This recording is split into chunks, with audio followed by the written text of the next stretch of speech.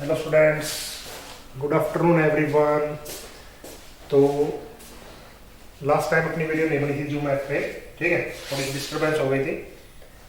तो कोशिश करेंगे कि अगली बार, इस बार तो यूट्यूब पे डालेंगे, कोशिश करेंगे अगली बार आपको यूट्यूब पे बनाए एक वीडियो जूम ऐप पे।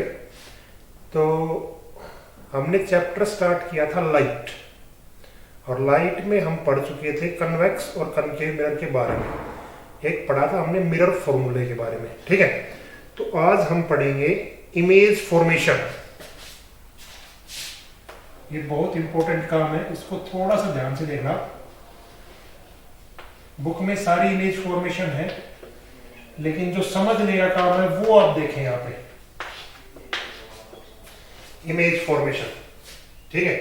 सबसे पहली बात तो आपको ये समझना पड़ेगा कि इमेज कितने तरह के होते हैं। तो इमेज दो तरह की होती है, एक होती है रियल इमेज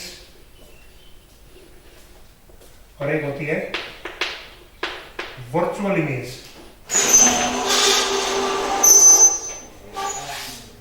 ठीक है, दो तरह की इमेज होती है, एक होती है रियल इमेज और एक होती है वर्चुअल इमेज।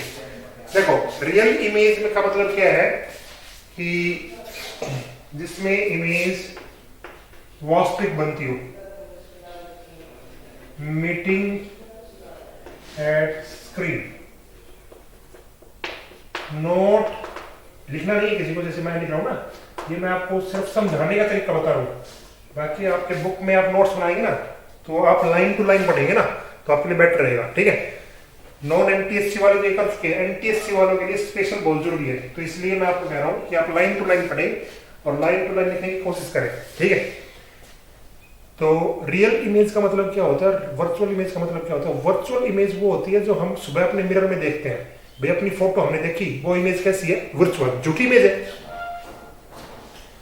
भाई शीशे के अंदर, मिरर के अंदर हमने जो इमेज देखी, वो कैसी इमेज है, वर्चुअल है। अपनी शीशे में कैसी इमेज बन रही है, वर्चुअल बन रही है, ठीक है। और रियल कौन सी होती है, टीवी के अंदर जो भी आप इमेजेस देखते हैं वो सारी इमेजेस रियल होती है। जैसे सलमान खान की फोटो, आप सलमान खान की कोई मूवी देख रहे हैं, तो उस स्क्रीन के अंदर जो सलमान खान है वो उसकी रियल इमेज है, वर्चुअल इमेज नहीं है। समझ गए, ठीक है। रियल इमेज और वर्चुअल इमेज का मतलब समझ गए। जो मीटिंग स्क्रीन पे मीटिंग हो जाए वो रियल, जो स्क्रीन पे मीटिंग ना हो उसके वो वर्चुअल। अगली चीज देखिए आप इसमें। दूसरी बात इसमें जो इंपॉर्टेंट बात है वो ध्यान दीजिए, रियल इमेज कब बनती है और वर्चुअल इमेज कब बनती है। ये बहुत इंपॉर्टेंट बात है, बहुत काम आएगी आपके। देखो, रिफ्लेक्टिंग साइड, ये बहुत इंपॉर्टेंट बात है, इसको आप हमेशा ध्यान रखें। रिफ्लेक्टिंग साइड जो भी इमेज बनेगी उसको हम कहेंगे रियल इमेज, ठीक है। Non reflecting side,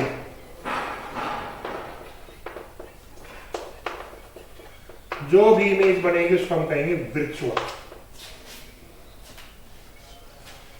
for example देखो, जैसे ये मेरा कौन सा है, कनकेव, ठीक है। अब ये इसका रिफ्लेक्टिंग पार्ट है पूरा। अगर इसी साइड इमेज बन रही है तो इसका मतलब वो इमेज कैसी है, रियल। और इसके अपोजिट साइड, इसके आगे पॉलिश की हुई साइड, यहां पर समझे, जो पॉलिश्ड साइड है वहां पे कोई इमेज बन रही है तो वो कैसे बनेगी, वर्चुअल। कैसे बनेगी, वर्चुअल। ओके, आज इमेज फॉर्मेशन कम कंप्लीट हम करेंगे। देखिए, ध्यान से देखिए, point two point.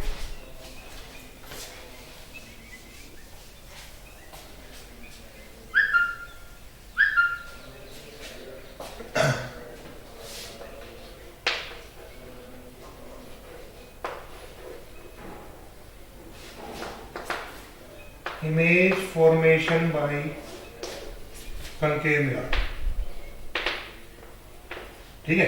Image formation by concave mirror, point two point बता रहा हूं, पहला पॉइंट, ठीक है। लिखने का काम आप खुद करेंगे, ठीक है। अगर कोई ऑब्जेक्ट प्रिंसिपल के एक्सिस, अगर कोई ऑब्जेक्ट प्रिंसिपल के एक्सिस देखो ये प्रिंसिपल एक्सिस होती है, प्रिंसिपल एक्सिस के पैरेलल चलेगा तो उसका जो इमेज फॉर्मेशन है वो यहाँ पे बनेगा, इस तरह बनेगा। ठीक है, ये बहुत छोटी छोटी चीजें। आप एक छोटी सी और देखें यहाँ पे ये इमेज ऊपर क्यों नहीं गई, इसका कारण क्या है, ऐसे ही क्यों आई, तो इसका कारण आप समझ लीजिए पहले। देखो इस स्फीयर का सेंटर ही है, तो जब इसका नॉर्मल आप ड्रा करेंगे ना तो इसका नॉर्मल ऐसे ड्रा होगा। तो ये वाला एंगल तो क्या है आई, और ये वाला एंगल क्या है, ठीक है। अगर आप बाई से ऊपर कर देते तो आर रिफ्लेक्शन नहीं होता ना, ठीक है। तो कोई भी, देखो पहला पॉइंट क्या है, कोई भी लाइट जब प्रिंसिपल एक्सिस के पैरेलल चलेगी तो इसकी इमेज फॉर्मेशन ऐसी होगी। दूसरा पॉइंट, कोई भी लाइट जो फोकस से चलेगी तो ये प्रिंसिपल एक्सिस के पैरेलल हो जाएगी। अपोजिट केस होता है दोनों के, ठीक है। देखो क्या है, जब कोई लाइट प्रिंसिपल एक्सिस के पैरेलल चलेगी तो फोकस से टकराएगी, जब कोई लाइट फोकस से टकराएगी तो प्रिंसिपल एक्सिस के पैरेलल हो जाएगी। दोनों एक ही बात है, दोनों है अपोजिट लेकिन दोनों क्या है, एक ही बात है, ठीक है। तीसरा, जब कोई रे ऑफ लाइट सेंटर से चलेगी, मान लीजिए सेंटर है, तो वापस सेंटर पे क्या हो जाएगी, रिफ्लेक्ट हो जाएगी। ये तीन बात समझिए आप, ये तीनों बात समझे आप, ठीक है।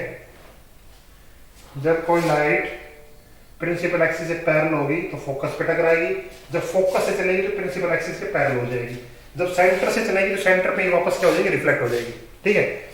सेंटर वाले रे तो हमेशा हर कहीं, पोल, मिरर हो, लेंस हो, कुछ भी हो, सेंटर पे ही वापस करती है, ठीक है। एक और पॉइंट करते हैं, चौथा पॉइंट, जब कोई लाइट पोल से टकराती है तो इस तरह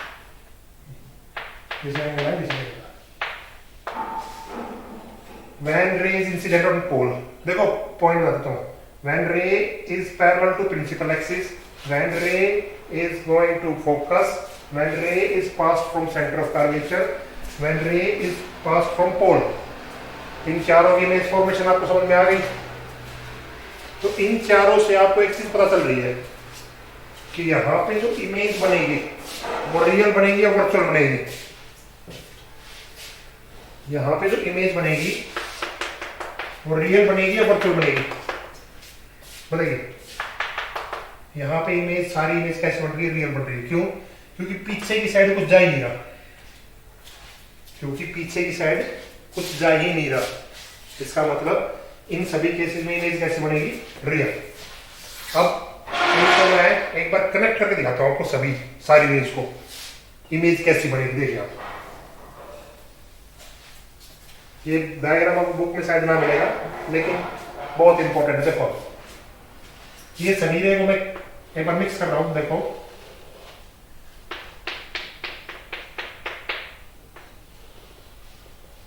सुनिए। पहले केस में रे प्रिंसिपल एक्सिस के पैरेलल थी,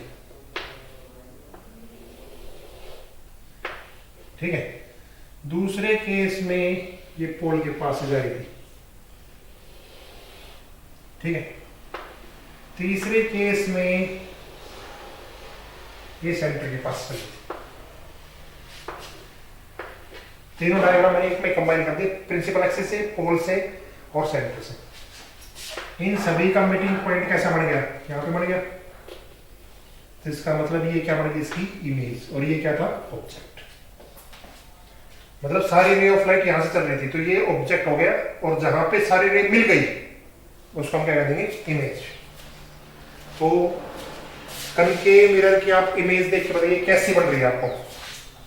पहली बात तो रियल है या नहीं, बताइए। पहली बात कैसी है, ये इमेज कैसी है, रियल है। दूसरी बात, ये जो इमेज है कैसी दिख रही है आपको, इनवर्टेड। कैसी दिख रही है, इनवर्टेड, ठीक है। तीसरी बात, ये जो मिरर है कन्वर्जेंट मिरर, रियल, इनवर्टेड, और ये कैसा मिरर है? कन्वर्जेंट। कन्वर्जेंट का मतलब क्या होता है?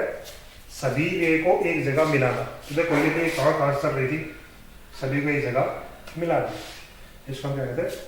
Convergent. Are you getting my point? ये बात समझ गया आपने नहीं? इसी तरह 4 डायग्राम कन्वेक्स के हैं।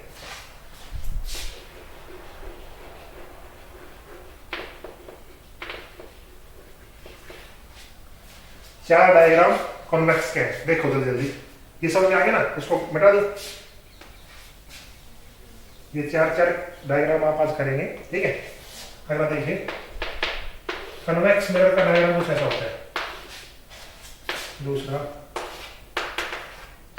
थोड़ा सा स्पीडली बना रहा हूँ मैं, ठीक है, लेकिन वही काम कर रहे हैं इसलिए मैं थोड़ा जल्दी बताऊंगा आपको। देखिए जल्दी जल्दी, प्रिंसिपल एक्सिस के पैरेलल चलेगी रे ऑफ लाइट, तो रिफ्लेक्ट हो जाएगी इस तरह। अब बड़ा सा कंफ्यूजन आता है दोबारा। देखो लास्ट केस में तो वो इस तरह चली गई थी, जो कन्वेक्टिव था ना वो इसमें इस तरह गई थी और इसमें ऊपर की तरफ चली गई। ये क्या मतलब हुआ भाई? तो इसका मतलब आप समझने की कोशिश कीजिए। देखो इसका जो सेंटर ऑफ कर्वेचर है वो कुछ यहाँ पे है, ठीक है, और ये जो लाइन आएगी तो कुछ ऐसी है। अगर ऐसी लाइन तो सेंटर ऑफ कर्वेचर आप मिलाते कहां से? तो ये एंगल आई और ये एंगल, ठीक है। कोई भी रे का रिफ्लेक्शन जब होगा ना तो आपको सेंटर ऑफ कर्वेचर ध्यान में रखते हुए करना पड़ेगा, नहीं तो आपकी रे कैसे चली जाएगी? गलत चली जाएगी, ठीक है। ये 1-2 बार प्रैक्टिस करोगे तो बहुत आसान लगेगा। बहुत आसान, सबसे आसान चैप्टर यही है पूरे फिजिक्स के अंदर, ठीक है इसमें ज्योमेट्री, लेकिन सबसे आसान चैप्टर यही है। देखो आगे, अगला पोल से ऐसे चला जाएगा। अगर ये पोल से गया है तो ये उसमें कैसा था? उसमें दूसरा पॉइंट ऐसा था कुछ फोकस से, ठीक है। फोकस से क्या था? हाँ ऐसा था फोकस से।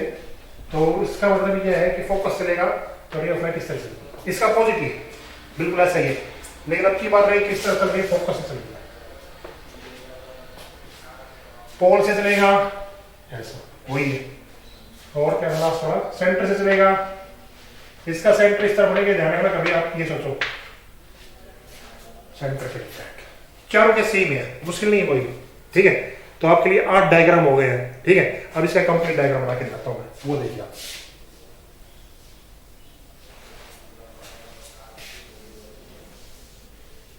कंप्लीट डायग्राम देखिए आप एक बार इसका। देखो